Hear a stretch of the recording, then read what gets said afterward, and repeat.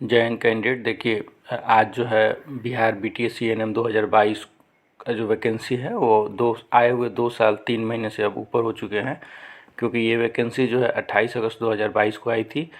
और उसके बाद जो है उसका जो है एग्ज़ाम, अगर CBT वाला अगर एग्ज़ाम देखें तो ये जनवरी में एग्ज़ाम हुआ था, तो वो भी लगभग जो है अभी 1 साल होने वाला है। मतलब 11 महीने हो जाएंगे दिसंबर में। 10 महीने से ऊपर हो चुके हैं और जो है अभी 11 महीने हो जाएंगे। और जो है हाई कोर्ट जो है सुप्रीम कोर्ट में इस मामले को गए हुए जो है वो लगभग 6 महीने से ऊपर हो चुके हैं। तो अभी तक जो है इसमें कोई अभी निदान नहीं निकला है। माननीय सुप्रीम कोर्ट की तरफ से अभी तक इसमें कोई जजमेंट भी नहीं आया है। तो चलिए देखिए, उसमें एक चीज़ और है, कुछ लोगों का ये भी कहना है कि BTS ही नहीं चाहता है या बिहार सरकार ही नहीं चाहती है कि वैकेंसी को मतलब क्लियर कराया जाए। तो हो सकता है, संभावनाएं हर चीज़ पे होनी चाहिए कि हाँ ये भी हो सकता है वो भी हो सकता है, तो कुछ भी हो। लेकिन चलिए उसमें एक चीज़ हम लोग देखेंगे। और एक चीज़ और है कि ये कोई कहीं कहीं ये चीज़ें भी सुनने में आ रही हैं कि मतलब जो है दोनों पक्ष, मतलब जो है 2023 नियमावली वाले और जो पुराने विज्ञापन पे जो बहाली के लिए आवेदन हुआ था, जैसे संविदा वाले हैं जनरली, जो पुराने नियमावली को जो लोग लीड कर रहे हैं उसमें संविदा वाले दोनों लोगों को जो है बरला के पैसा जो है वसूला जा रहा है। तो कहीं कहीं ये चीज़ें भी चल रही हैं। तो सब जो है आपको बताते हैं एक एक करके, एकदम वीडियो में लास्ट तक बने रहिएगा और सब चीज़ समझिए, आपको सब समझ में आ जाएगा। उसमें देखिए, जब ये 28 अगस्त 2022 को वैकेंसी आया हुआ था, तो उस समय जो है ये वैकेंसी एकेडमिक के आधार पे करानी थी। मतलब उसमें आपको जो है 60 अंक का वेटेज था आपको, मतलब ANM की डिग्री के लिए।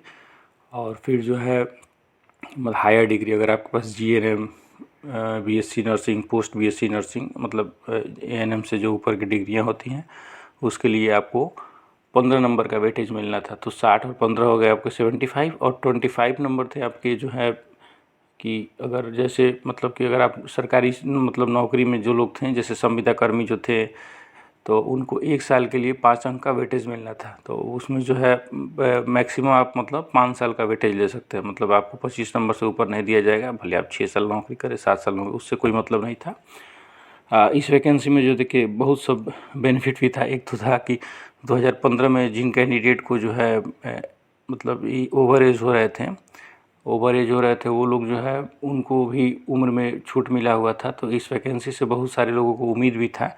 जैसे जनरली वो लोग ज़्यादा इसमें मतलब उत्साहित थे जो जिनका एज जो है ख़त्म हो चुका था पहले ही, और एज जो ख़त्म होने के बाद जो है लगभग 7 साल बाद वैकेंसी आई।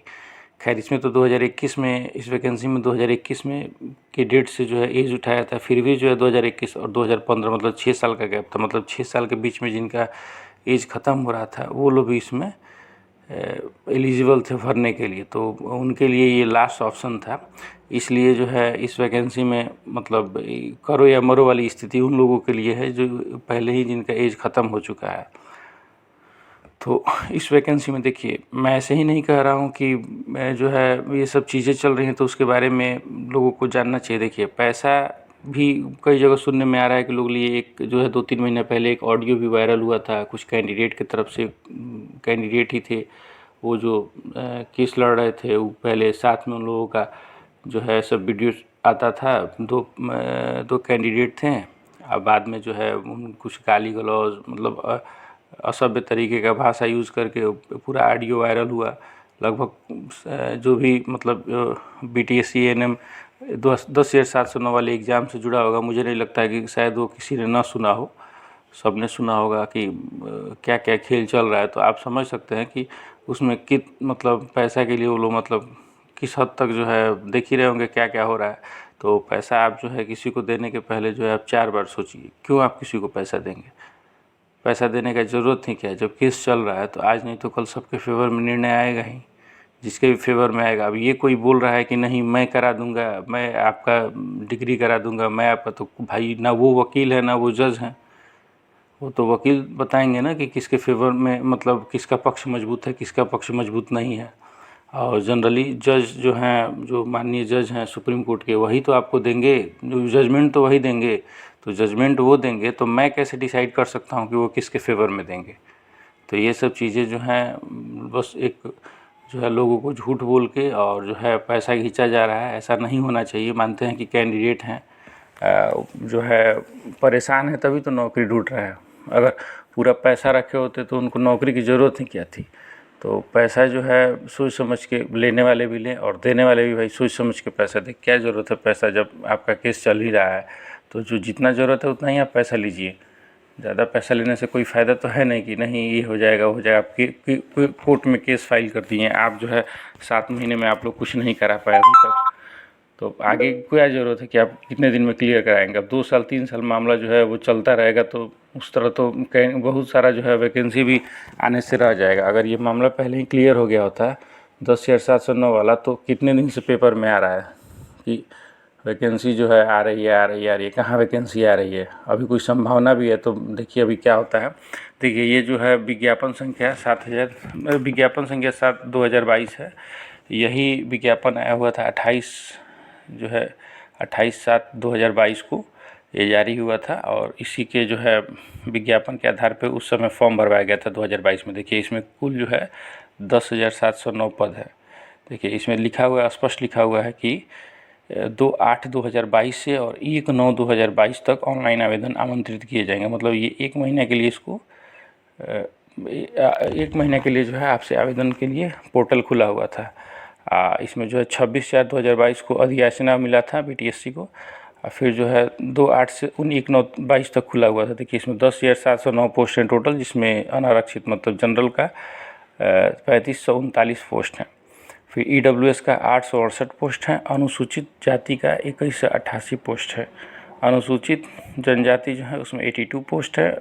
अति पिछड़ा वर्ग 2403 है। पिछड़ा वर्ग 1191 है। पिछड़ा वर्ग की महिलाओं के लिए 438 सीट है। तो इसमें तो वही बात है, दोनों एक ही है क्योंकि ये सीट जो है केवल महिलाओं के लिए ही आरक्षित है। टोटल देखिए 10,709 पोस्ट है, जिसमें 2% जो है 180 जो है पोस्ट फ्रीडम फाइटर के डिपेंडेंट के लिए है। उसके बाद दिव्यांग के लिए 4% है इसमें। देखिए आप नीचे जब आएंगे तो आप देखेंगे कि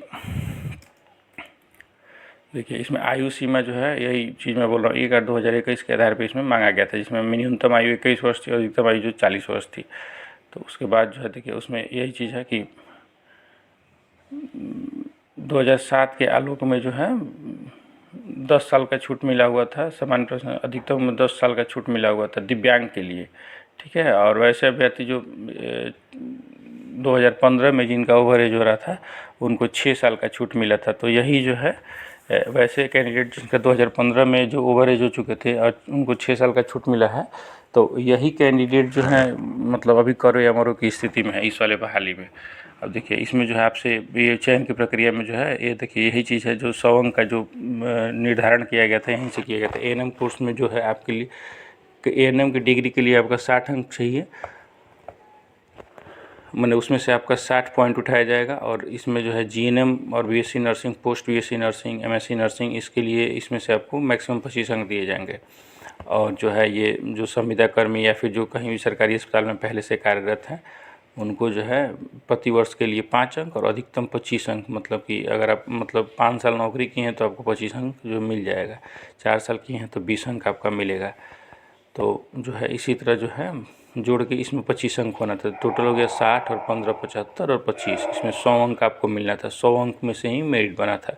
और इसी पहले एकेडमिक के आधार पे पहली बार जो मेगा सूची जारी हुई थी वो इसी से हुई थी, जिसमें 3 गुना कैंडिडेट जो है का रिजल्ट जो है दिया गया था। उसमें 3 गुना कैंडिडेट में फिर आपको जो है उसी में से बाद में काउंसलिंग कराने का काउंसलिंग होने वाला था और काउंसलिंग होने के बाद उसी में से फिर हर 3 में से एक कैंडिडेट का चयन करना था। मतलब कि 10,709 कैंडिडेट का उसमें से चयन करना था। जो 32,000 कैंडिडेट थे उसमें से 10,709 कैंडिडेट का चयन करना था। तो यही है उसमें। देखिए इसमें स्पष्ट लिखा हुआ है कि एएनएम कोर्स के लिए अभ्यर्थी को प्रदान किए जाने वाले अंकों का अवतरण उक्त कोर्स की परीक्षा में प्राप्त कुल अंकों के प्रतिशत का 0.6 के गुणक से गुणा किया जाएगा। 50% अंक, अगर देखिए अगर आप 50% अंक प्राप्त किए हैं, मैंने आप एएनएम में 50% अंक प्राप्त किए हैं तो 0.6 से गुणा किया जाएगा तो आपको 30 अंक उसमें मिल जाएंगे। मैंने वेटेज निकालने का वही जो है तरीका था उसका। देखिए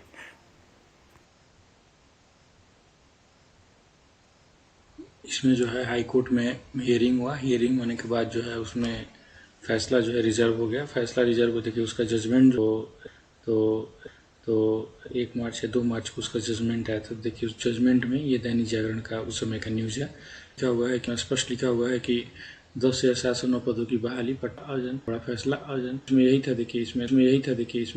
देखिए इसमें था कि पटना हाईकोर्ट ने अपने स्पष्ट बोल दिया कि एएनएम की पदों की भर्ती उसी सेवा शर्त नियमावली के तहत होगी जो नियुक्तियों के विज्ञापन में प्रकाशित वाली नियमावली, जो पुरानी वाली नियमावली थी उसी आधार पर इनको वैकेंसी को पूरा कराना था।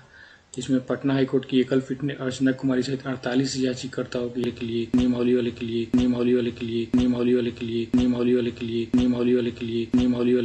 केस की हुई थी। तो इनके फेवर में गया था वहाँ से ये सिंगल बेंच का। तो उसमें देखिए उसमें यही 2 चीज़ समझिए। मौलिक तौर से था कि इस नियमावली 100 अंकों की प्रतियोगिता परीक्षा होगी, जिसमें मतलब 100 अंक का रहेगा, मतलब उसमें 100 अंक का जो है आपका एकेडमिक बनेगा, जिसमें 60 नंबर जो है आपका एएनएम की डिग्री से उठाया जाएगा। बाकी जो अगर आपके पास हायर डिग्री है तो उसका वेटेज आपको मिलना था, और 25 नंबर जो है आपको मतलब अनुभव को मिलना। आप जो अगर 5 नंबर कर रहे हैं तो 5 नंबर 1 साल के लिए आपको जुड़ के मिलना था, मैक्सिमम 25 नंबर यही था। उसमें बाद में क्या हुआ, देखिए यहाँ पे सरकार नई सेवा शर्त नियमावली लेके आई, जिसमें एएनएम के चयन हेतु बदले हुए प्रावधानों को लागू कर दिया। मतलब अब आप जो है उसमें एग्जाम करा के इनको ज्वाइन, मतलब उसका मतलब परीक्षा के माध्यम से इनको रिजल्ट देना था। तो इसी को लेके जो है अर्चना कुमारी और जो बाकी लोग हाई कोर्ट में गए, और वहाँ से सिंगल बेंच से जो है उनके फेवर में जो है निर्णय आया। बाद में जो है आयोग गया, और जो है स्वास्थ्य विभाग भी गया था। उसमें एलपीए फाइल हुआ, जो है सिंगल बेंच के फैसले में एलपीए फाइल हुआ। तो डबल बेंच में फिर केस किया, डबल बेंच में सुनवाई हुआ, वहाँ से भी मिला, वहाँ कोई रिलीफ नहीं मिला। वहाँ से भी यही हुआ कि नहीं, आप जो है पुरानी नियमावली से ही बहाली करें, क्योंकि विज्ञापन जो है आप विज्ञापन के आधार पर ही आप बहाली को पूरा कराइए। अब क्या हुआ कि इसमें जो लड़के क्वालिफाई, जो लड़कियां क्वालिफाई हुई थी, मतलब जो कैंडिडेट उसमें क्वालिफाई हुए थे सीबीटी वाले परीक्षा, मतलब एग्जाम देके जो लोग क्वालिफाई हुए थे वो लोग चले गए सुप्रीम कोर्ट में बहुत सारे जो हाई कोर्ट में उस समय जो पिटिशनर थे, जो अभी वहाँ पे रिस्पोंडेंट है, तो वो अभी अपना वहाँ पे जवाब ही दाखिल नहीं कर रहा है। 2 या 3 बार शायद सुप्रीम कोर्ट की तरफ से समय भी दिया जा चुका है। उसमें अलग अलग एसएलपी फाइल हुआ है। तो एसएलपी जब वहाँ पे अलग अलग फाइल हुआ है तो सबको अलग अलग जवाब भी देना पड़ेगा। तो अभी जो है ये मामला जो है लगभग मई से चल रहा है, और जो है 6-7 महीने हो गए हैं। अभी जो है मतलब ऐसे संभावना है कि दिसंबर या जनवरी तक ऐसे ही अभी चलता रहे, क्योंकि शायद दिसंबर तक एक केस में मिला हुआ है डेट। तो अब बाद में सारे केस को मर्ज करके एक ही में हियरिंग होगा। सारा केस मर्ज भी नहीं हुआ है। जो बाद में जो एसएलपी फाइल हुआ था वो सब अभी सेपरेट ही सब चल रहे हैं। तो बाद में जब सब लास्ट हियरिंग होना होगा तो उसके पहले सारे जो है एसएलपी एक साथ मर्ज किए जाएंगे, क्योंकि लगभग सारा सबका केस एक ही है। आप सीबीटी की मर्जिए जो सीबीटी करा के जो आप परीक्षा करा के आप काउंसलिंग भी करा लिए, तो उसके माध्यम से जो है आप इसमें जो है पूरा एग्जाम करा लीजिए, पूरा जो है ज्वाइनिंग करा लीजिए। देखिए क्या होता है। संभवतः जो है सुप्रीम कोर्ट जनवरी या फरवरी या हो सके तो दिसंबर में ही कुछ जजमेंट आ जाए। तो जजमेंट जैसे ही आएगा उसमें देखिए 2 कंडीशन, अगर जो है पुराने नियमावली सुप्रीम कोर्ट बोले कि नहीं आप पुराने नियमावली पे ही कराइए, मतलब जो आप विज्ञापन में दिए हुए थे पहले आप उसी आधार पे कराइए, मतलब आप एकेडमिक के आधार पे कराइए। तो उसमें जो है उसमें लगभग 3 गुना कैंडिडेट जो थे 10,709 में लगभग 32,000 कुछ कैंडिडेट जो थे उनका मेरिट लिस्ट में नाम आया हुआ था। तो फिर उनका जो है डीवी होगा। डीवी में उसमें कुछ कैंडिडेट ऐसे भी हैं जो सीबीटी क्वालिफाई भी किए हुए थे। तो सीबीटी क्वालिफाई वालों का जो जनवरी में एग्ज़ाम हुआ था और उसमें फरवरी में उन लोगों का काउंसलिंग कराया गया था। तो फिर उनका काउंसलिंग हुआ था फरवरी में, उसके बाद जो है मार्च में इसमें जो है हाई कोर्ट का जजमेंट आ गया, तब से ये बहाली फंसी हुई है। तो उसमें जो है अगर संविदा वालों के फेवर में आता है, मतलब अगर पुराने नियमावली के तहत अगर बहाली कराने के लिए अगर सुप्रीम कोर्ट से बोला जाता है तो उसमें फिर जो है आयोग जो है उसमें फिर से दोबारा से शायद काउंसलिंग कराए। संभवतः ये भी हो सकता है कि जिनका काउंसलिंग हो चुका है उनको स्किप करके बाकी उसमें जो भी नए कैंडिडेट हैं उनका काउंसलिंग कराया जाए, और फिर काउंसलिंग करा के फिर जो है फिर अलग से फिर मेरिट लिस्ट बनेगा, क्योंकि उसमें 3 गुना कैंडिडेट हैं। तो ऐसा तो नहीं है कि हर 3 में 2 कैंडिडेट जो है आप डॉक्यूमेंट में छटेंगे।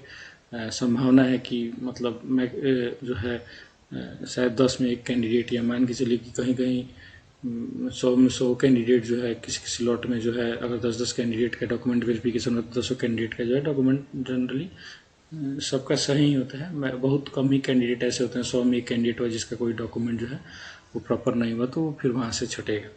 तो ऐसा नहीं है कि जिसका उस समय मेरिट लिस्ट में आया था सबका जो है जॉब होने वाला है, उसमें से केवल 10,000 लोगों का ही जॉब होने वाला है। तो मतलब मान के चलिए कि हर 3 में से एक ही आदमी का, एक ही कैंडिडेट का उसमें से ज्वाइनिंग होगा। अगर जो है मतलब अगर माननीय सुप्रीम कोर्ट के द्वारा बोला जाता है कि नहीं, सीबीटी जो लोग क्वालिफाई किए हैं उन्हीं का आप जो है उन्हीं को आप जो है जॉब पे रखिए, तो फिर जो है उसमें सारी प्रक्रियाएं लगभग पूरी हो चुकी हैं, उसमें काउंसलिंग कराया जा चुका है, उसमें बस एक जो है उसमें मेरिट भी नहीं आना है, क्योंकि उसमें ऑलरेडी सभी कैटेगरी में कम कम कैंडिडेट पास किए हुए हैं उसमें।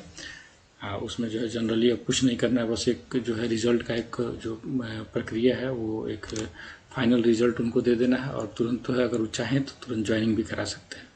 तो अब इसमें जो है वेट करना होगा कि संभवतः दिसंबर, जनवरी, फरवरी, मतलब अब बहुत दिन नहीं, लंबा प्रक्रिया नहीं है, जल्द ही ये मामला अब ये क्लियर हो जाएगा। लेकिन देखिए एक चीज़ है इसमें, इसमें कुछ लोग ऐसे भी हैं जो मतलब कैंडिडेट को अलग अलग मतलब एक बोल लीजिए कि मतलब गलत डायरेक्शन दिखा के जो है कि नहीं ये हो रहा है वो हो रहा है, हम इतना दिन में करा देंगे उतना दिन में करा देंगे, पैसे का उगाही भी कर रहे हैं। तो ऐसा जो है नहीं करना चाहिए।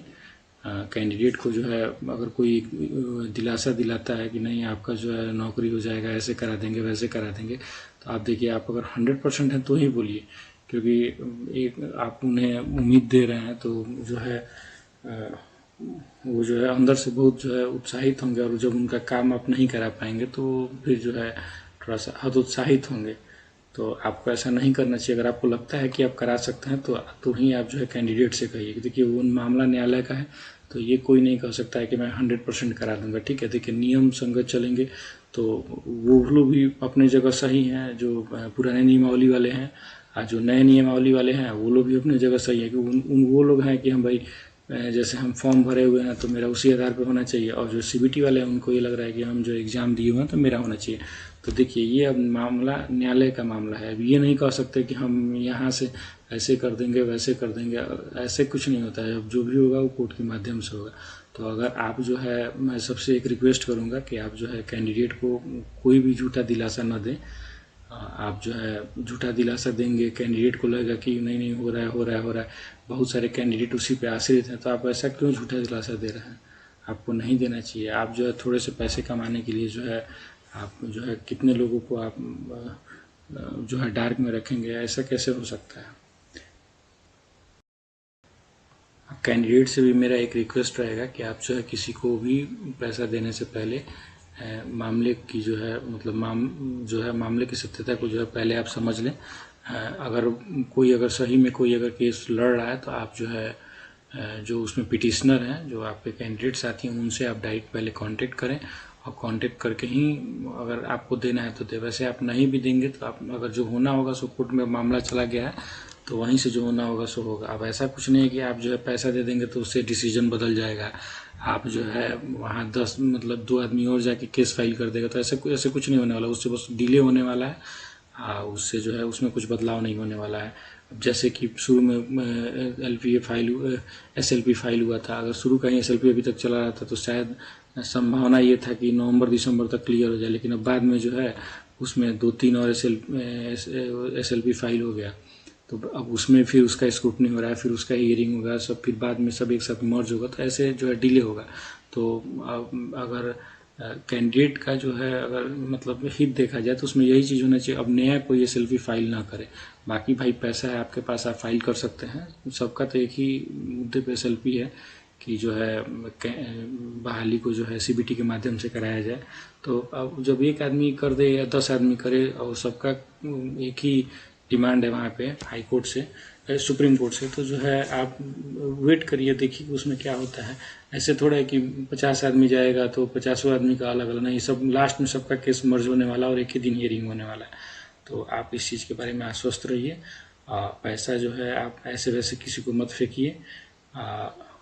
जो है सोच समझ के कोई भी कार्य करिए। तैयारी में लगे रहिए। संभावना है कि अगली वैकेंसी जो है वो जल्द आ जाएगी। वीडियो को देखने के लिए धन्यवाद।